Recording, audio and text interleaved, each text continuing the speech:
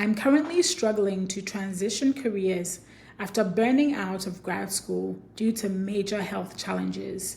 I was unable to finish my PhD, and now I'm trying to pivot away from academia into a job that will work with me while I navigate my health struggles.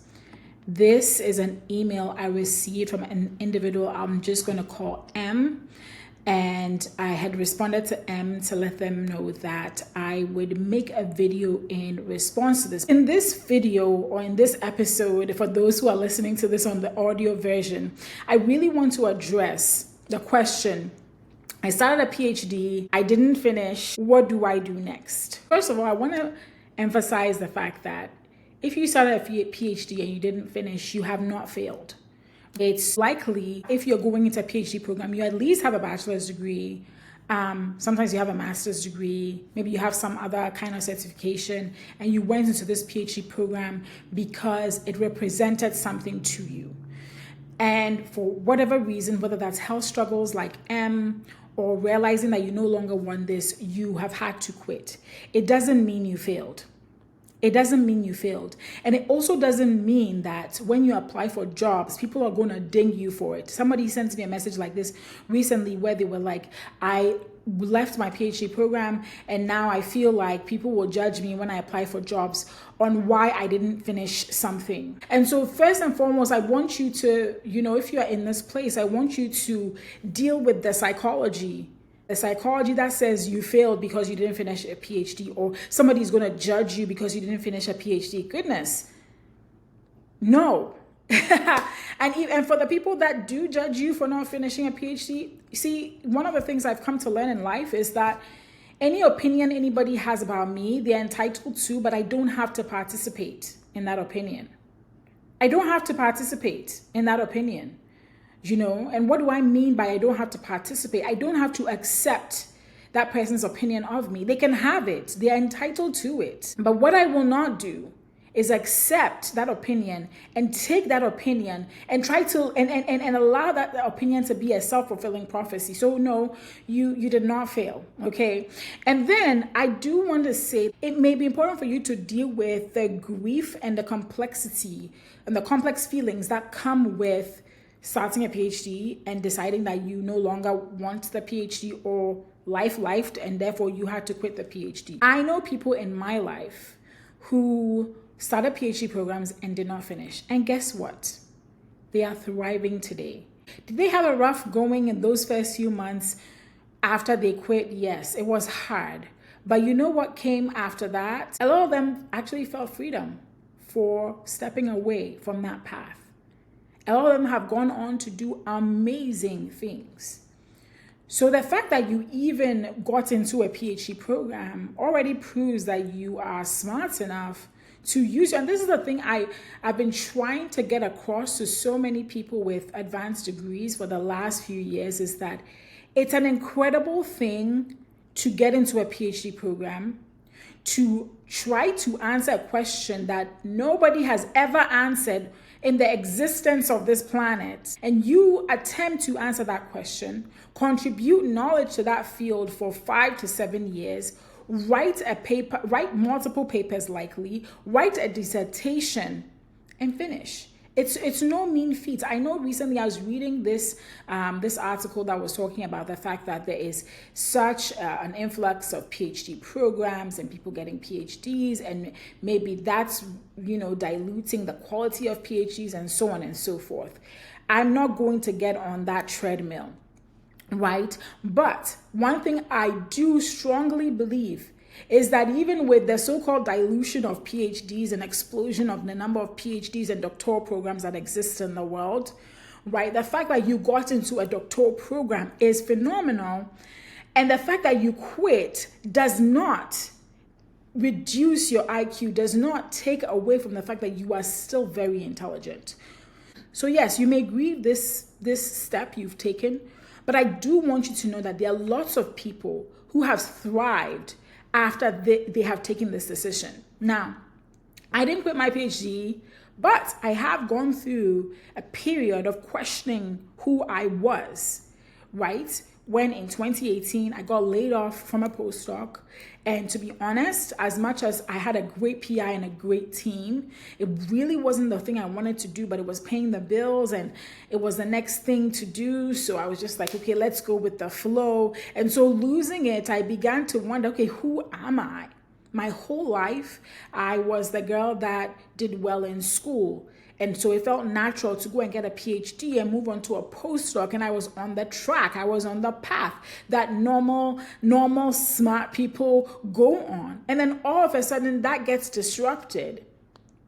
And then I get a job. A few months later, I get fired from the job. I get fired from the job after just like 2 months. And I'm devastated because I got laid off. I lose a job, all within the span of 6 or 7 months.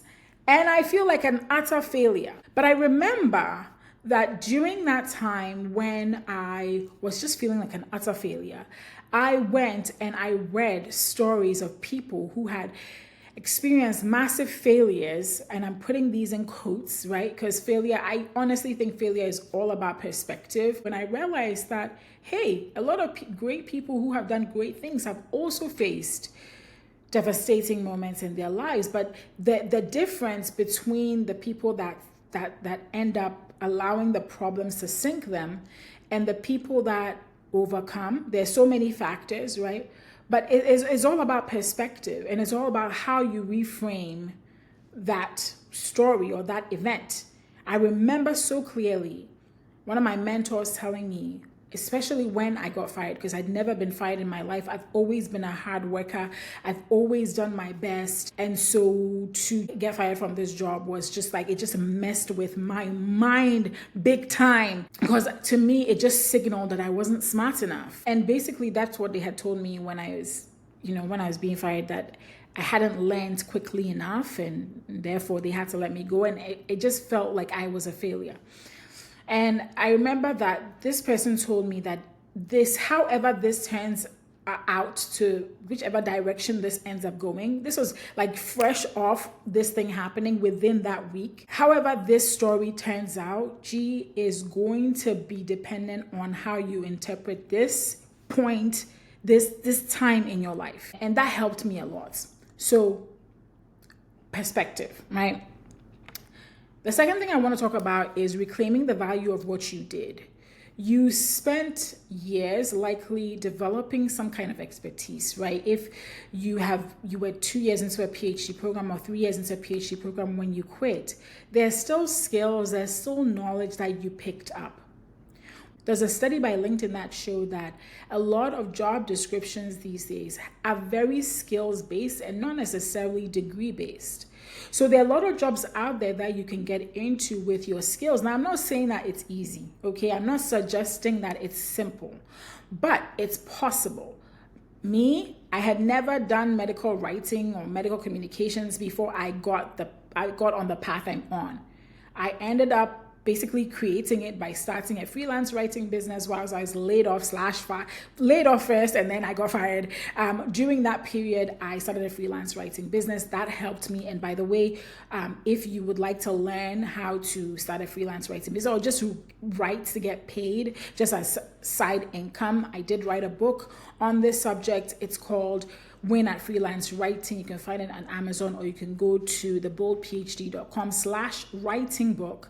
And I share everything I know about getting paid to write up to this day, even though I have a full-time job within the biotech industry, doing medical communications. I do ghostwrite for clients, right? So I do want to say that skill of writing, though, I had picked it up right from my PhD program, of that skill of doing research, of checking references, of fact checking, of taking complex ideas and synthesizing them together. I got all of that from my PhD. And so when I found myself without a job for almost 2 years, okay, I just took those skills and I put it out there in the open market, and people ended up paying me for it, right? And so that when I say reclaim the value of what you did, this is what I mean, that look at everything you did. I want you to do this exercise. Take a pen and take a piece of paper, or take a notebook, or if you like to type, open up Notion or Google Docs or whatever it is that you prefer, and begin to think about everything that you've done up to this point in your educational journey, right? You spent years developing how to research. Maybe you mentored others. Maybe you've done presentations. Maybe you've learned how to juggle multiple projects at once, right? Write all of that down. There's value in each of those things. And the reason I want you to write each one of those down is because in academia especially, we tend to see some skills as mundane. We tend to see some skills as, oh, this is what I'm doing to answer this research question. But most of the time, outside of academia, they're looking at your skills as the skill that helps them solve a problem. It's the same thing, but in a different way. You're solving a problem. And sometimes just one of those skills becomes your entire job. So for me in medical communications, my entire job every single day is reading papers, looking at data, and writing stuff out of that. That's my whole job. And when I was in my PhD program and my postdoc, that was just a part of my job. And so that's what I mean, is that just one of the skills or a couple of those skills that you already picked up can become your whole job. You can become like a whole office just based on one skill. So this is the point where you sit down and catalog your skills and really think about where you want to go. What did you enjoy doing, right? This is the other thing, is like you can be good at something, but if you don't enjoy doing it, then don't do it, right? I was good at research. Did I enjoy it? Not really. But I was in it for quite some time. It took me a while to figure that out, but I did figure it out. And so look at that list that you've written and begin to think, what do I enjoy? What did I love doing? Did I love project management? Did I love writing? Did I love problem solving? Did I love thinking about problems critically? There's a job for each one of these things. I'm telling you, there's a job for each one of these things. And these are real skills that offer real value that companies will pay real money for. So once you figure that out, you begin to search. And I would say, even though before you search, do what is known as informational interview. Start finding people who may be in professions. And you know a really good tool that may be good for this. I have the PhD skills translator that I created. It's an AI powered tool. And you can actually take some of the skills that you picked up within academia and put it in that tool, and it's going to translate it into industry-like language, right? It's a brainstorming tool. It's not a tool to just help you cheat the system. It's a brainstorming tool to help you tell your own story, right? And so I recommend that you check that tool out and check it out. You can get a 3-day free trial, phdsskillstranslator.com. And help you brainstorm some of this, okay? So make a list of everything you did during your program, not what you didn't get, okay? Not the fact that you didn't finish.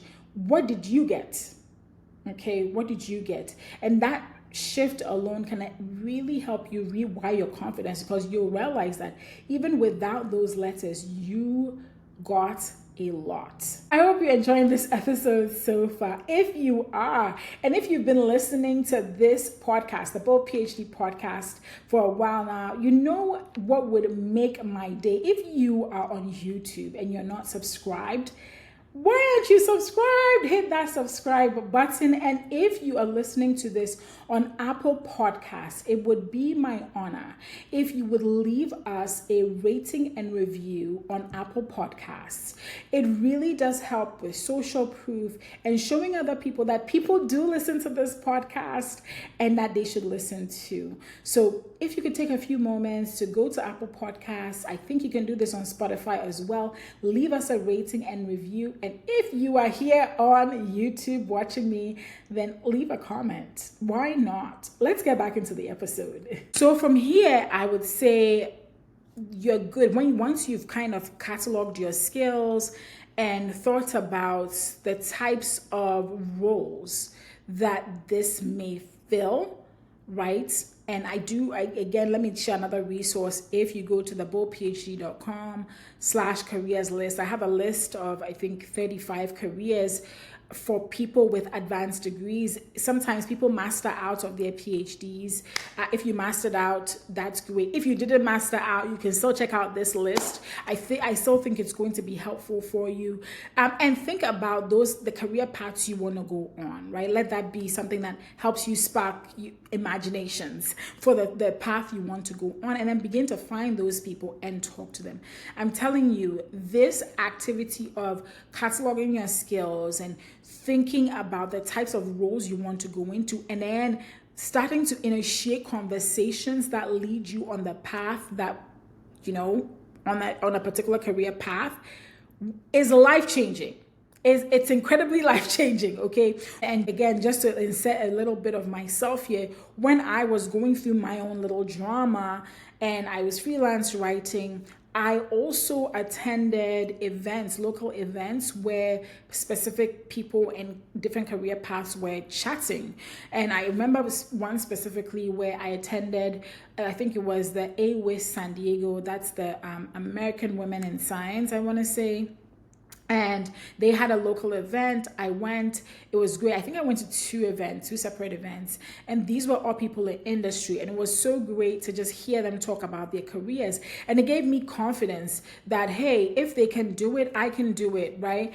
It doesn't matter that I lost my job or like I got fired. I can do this based on what I'm hearing. And thanks to those people, right? It really did boost my confidence. So I'm telling you, like, when you start talking to these people, you'll begin to boost your confidence and really help you with your job applications. One of the things I love about informational interviews is that when you go on an informational interview and you ask people about their careers, and you can just Google or just ChatGPT this and just say, hey, I want to go on this career path. I'm interviewing somebody that is already on that path. What kind of questions should I ask?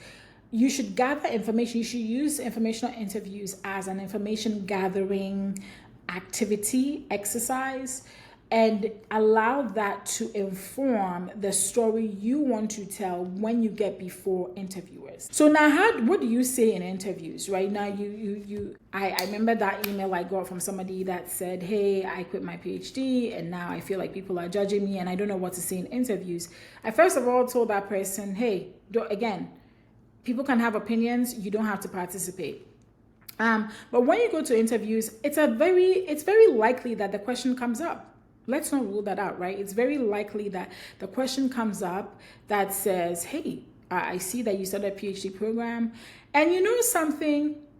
Actually, they could find out, but let's say that you put on your degree that you have a master. Let's say you mastered out of it, right? And you put on there that you have a master's degree from ABC University. Why are they going to be bothered? I don't know. I think sometimes we overthink things, right? And even if you didn't master out, so what, right? But let's say that it comes up. What should you say? And I think it's okay to be honest. The thing that I don't encourage people to do is to badmouth anybody that may have been involved in you, if people were involved in you leaving. Because sometimes people do have toxic environments. People do have bad situations that happen to them. And I'm sorry if that has happened to you. I am so, so sorry. Okay. But when you have something like that has happened to you, I think that it's important for you to be the bigger person. And that I don't mean to offend anybody, but I think that it's important because here's the thing. If you go bad-mouthing people, sometimes people on the other side think maybe it was your fault that this happened. It's unfortunate, it's unfair, but nothing in life is fair. That's one thing I've also learned, that nothing in life is fair, right? It's unfair. It's unfair for them to assume that, especially if you were the victim, right? But I think that it's good to say something like, I started a PhD program and unfortunately, I didn't see eye to eye with ABC person, and we couldn't settle our differences, and so I decided to move on. I think that's a pretty cool and diplomatic answer, especially if something bad happened, right? It's dicey, it's difficult. I'm not going to sit here and minimize something like this and say that part of it is easy. So if in saying that I offend you, I'm sorry in advance. I'm just saying that there is a way that we think people should behave, and there's a way that people actually behave. I've I've lived life. I'm 42 years old, and I've lived life long enough to know that people are not the mantras that they tout. People can tout mantras all day long, but personally, I look at their actions. You can say a thing all day long. Your actions are your real beliefs. And another one that I found that I thought was good, a way to respond to this, was during my time in my PhD program, I realized my goals were evolving. I chose to pivot into a direction that better fits my skills and passions.